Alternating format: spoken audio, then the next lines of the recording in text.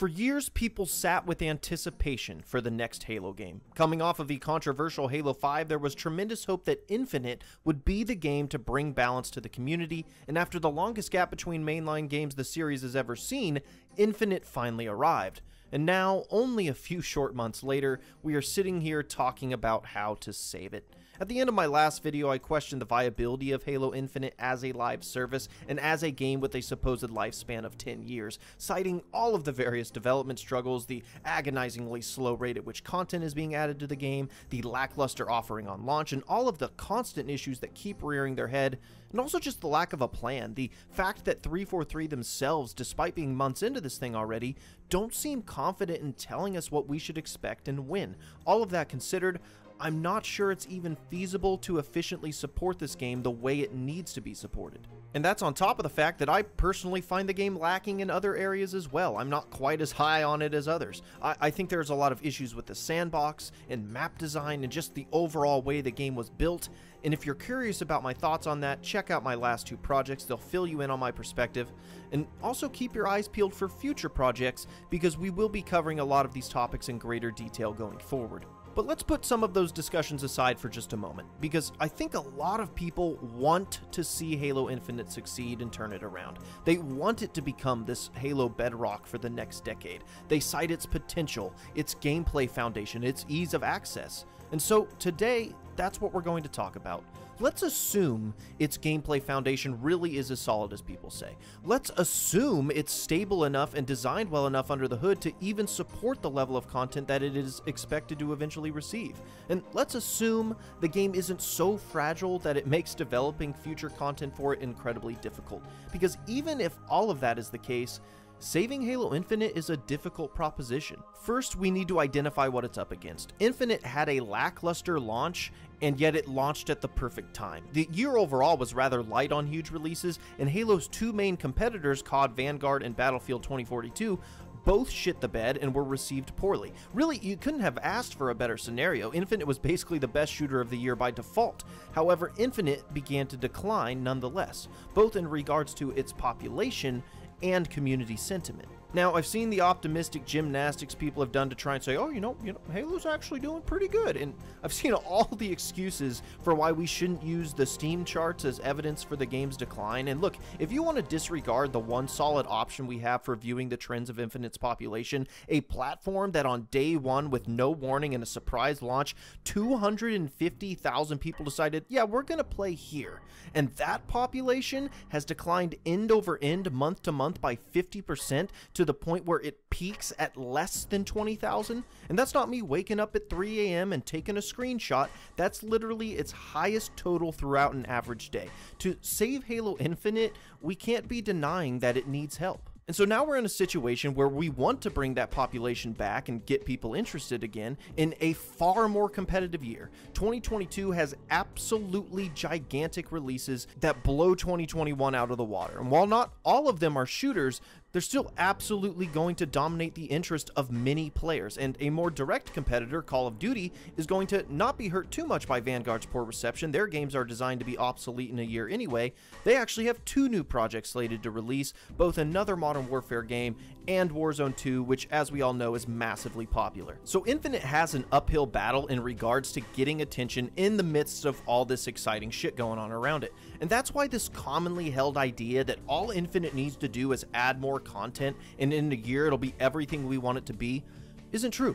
Because typical content drops and little events in this live service model of trickling out features a little bit at a time, that's not going to work. That works okay when you already have a really solid player base and you're just continuously supporting a game. Not so much when your player base has left and you're trying to win them back. Little live service content drops, and I mean, fuck, we're not even getting those right now, won't be enough to garner mass attention, and the attention it does get won't be long term. So Halo needs big splashes, not just because it needs to stand out in what will be a far more crowded market, but because Halo's content will work better and be more effective if it's designed and released together. This was a huge topic in the big review I did a month or so back. The problem with delivering content a piece at a time is that with Halo specifically, the value of its content is drastically increased when it has the opportunity ability to synergize with the other content that is in the game. Infection on its own is far less valuable and far less impactful without Forge,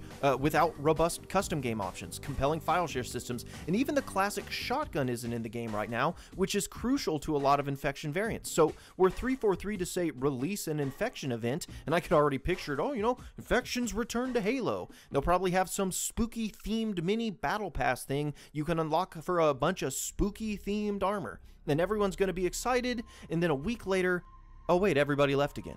Because it didn't have any of the supporting content it needed. Even Forge, which is far and away the most desired addition, if you don't have the support around it, then it's not going to matter. Forge by itself is cool, but it's not nearly as powerful. Forge needs to come out with a pregame lobby, with a service record, with compelling file share options, with a bunch of maps immediately playable in a community-made playlist that were built either in-house or via community cartographers, so that even the players who don't use Forge can see what it does on day one. By all means, add maps, add features, make a roadmap, but if you want to save Halo Infinite, then you absolutely have to design all of the content you intend to add with the intent for all of it to work together.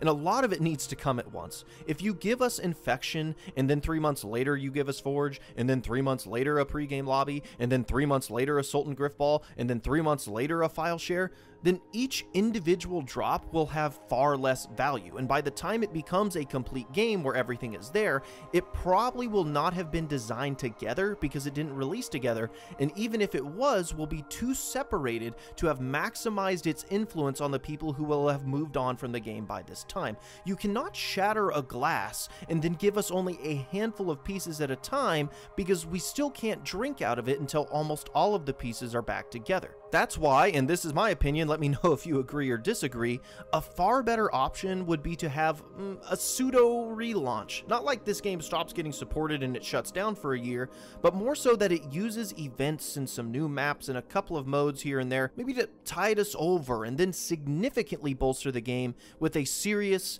and I mean seriously hefty, content drop. Design the content together and release it together. Have a plethora of modes, community features, Forge, and other options enter the game at the same time to ensure they can synergize off one another. And while minor updates might not garner a lot of attention, if you market it as this, massive overhaul and a completely new infrastructure for the game, I think you'll get a lot more people to come back and try it, and I also think you'll have a better chance of them staying because the new content they'll be playing will actually be well integrated with the rest of the game's systems. This has worked really well for other titles, and in the foundation of the game could even handle it.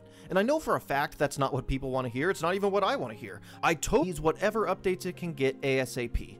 But if a new map came out tomorrow, you'd still be bored 3 days from now, and no one would come back.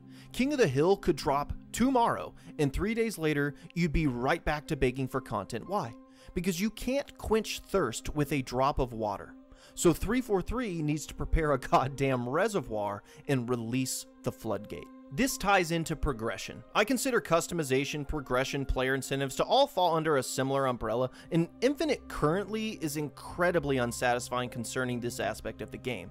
The current customization system is heavily scrutinized, the already limited options are inexplicably limited further by the core system, and even colors are core specific. The method in which you earn these armors are primarily via systems requiring real money purchases, with very little capable of being earned for free. The ranking system is not only unsatisfying, but doesn't even seem to work properly, and the primary method of progression through the game, the Battle Pass, is flat out not good enough, and progressing through it via the current challenge system is often downright detrimental to the health of the game and compromises matchmaking. So obviously this needs drastic changes, but keeping with the theme of the day, it will be far more difficult to create strong player incentives without the rest of the game's foundation being present. For example, players often cite the 1 through 50 system as a system they were extremely invested in back in the day. Not that it was flawless, but Infinite couldn't even support that right now, or at least it couldn't make it feel meaningful because there is no pregame lobby, and there's no service record to display your accomplishments. Think of the challenges and the meaningful cosmetic unlocks players cite in the past, like the Vidmaster challenge players did on the last mission of Halo 3, where everyone had to beat the last level on Legendary with the Iron Skull and on Ghosts. Everybody who completed that challenge has a story to tell you about it, and it's usually a pretty special moment for some people. Infinite can't create opportunities like that because there's no co-op yet.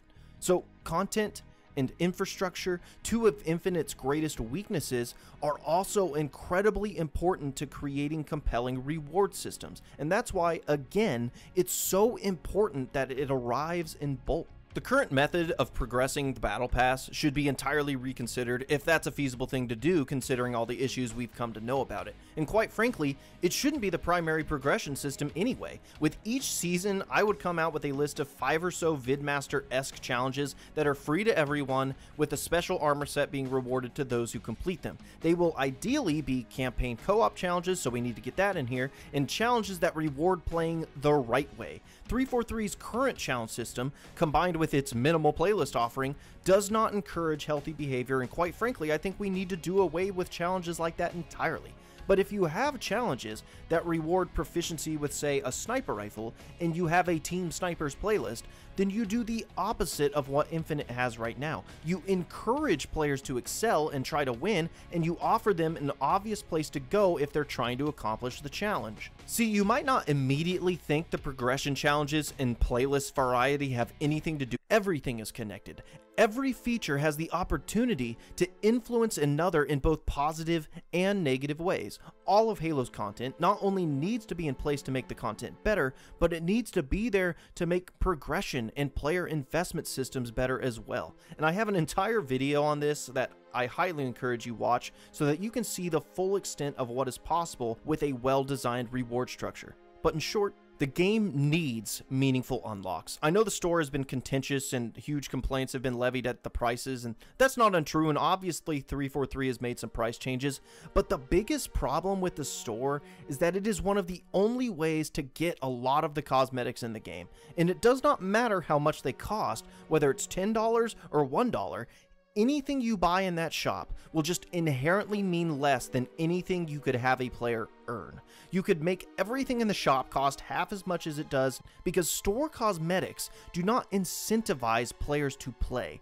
It incentivizes them to pay. And if your player incentive system does not incentivize playing, then your players will play something else. If you introduce alternative and plentiful methods of earning armor, it will assist player investment, because while people complain about the store prices, I think the bigger problem is there is so little to earn outside of the store that it's creating a lot of unrest and pressure that has manifested itself as this complaint regarding prices, and I'm not even sure that's really it. I think they're just starved of options. The game as a whole is starved of options. Infinite needs modular content. It needs to have the foresight to see these connections and build its feature set with the intention to be expandable and compatible with the game's offerings as a whole. It needs an entirely revamped progression and reward system that utilizes this newfound infrastructure to promote healthier gameplay and player opportunities, and a robust set of community features that allow players to share their experiences, share their content, and that encourages them to invest their time into a game that is rewarding them for doing so. And ideally, a lot of it needs to come all at once to not only increase their compatibility at a design level, but because Infinite is an existing game competing for players' time and retention in a year full of massive new games and other ongoing service games that are, quite frankly, offering a better service. It needs to make a splash, and that, I believe, gives Halo Infinite the best chance to be saved. So how optimistic are you that it can do that? Maybe you disagree, maybe you think, just needs whatever content it can get. Favyn's overthinking it. Sure, I guess we'll see. But if you believe in some of the things I've spoken about, not just today, but in my previous videos, how are you feeling about Infinite's chance to succeed as a 10-year live service? When you consider the struggle it had to even release in general, and the lack of modularity in the base game, and the seemingly difficult prospect of getting new content into the game, which, where there's smoke there's fire, has myself and many others now questioning the viability of its very foundation and its engine, and its ability to efficiently make changes, fix problems, and add content. Look at how much we need.